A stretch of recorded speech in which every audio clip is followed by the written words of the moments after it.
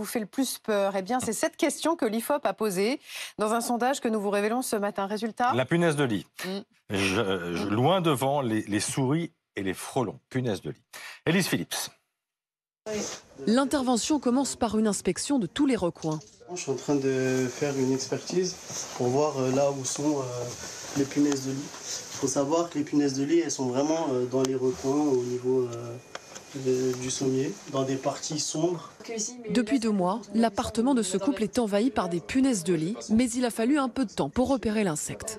J'ai commencé moi à avoir des piqûres. Et c'était très ciblé, c'était vraiment le bras par exemple, il y avait vraiment des piqûres qui étaient très proches. On pensait à une allergie au début, vu les plaques rouges que c'était, le fait que j'étais seul, mais après c'est clair que si on avait eu connaissance de ce que faisaient les punaises de lit, je pense qu'il y a 2 mois déjà en fait on aurait pu s'en rendre compte.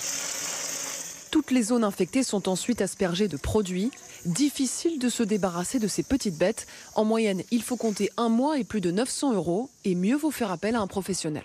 Régler le problème soi-même, statistiquement, ça coûte plus cher puisqu'on est amené à jeter de l'immobilier alors qu'en passant par un professionnel, normalement, vous n'aurez pas à jeter de l'immobilier. Il faut s'entourer d'un professionnel certifié et qualifié.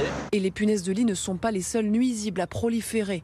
Cafards, frelons, rats, puces, ces insectes et rongeurs envahissent les foyers. Au cours des 5 dernières années, 62% des Français ont été confrontés à un nuisible. Il y en a de plus en plus, c'est plurifactoriel. Alors, il y a d'une part le réchauffement climatique qui va jouer pour un certain nombre d'entre eux. Il y a l'introduction de nouvelles espèces comme les frelons asiatiques qui n'existaient pas jusque-là. Et puis après, il va y avoir des facteurs comme le Covid aussi qui ont pu jouer, notamment sur les infestations de rats. Les coûts pour se débarrasser d'un nuisible restent très élevés. En moyenne, il faut débourser 581 €.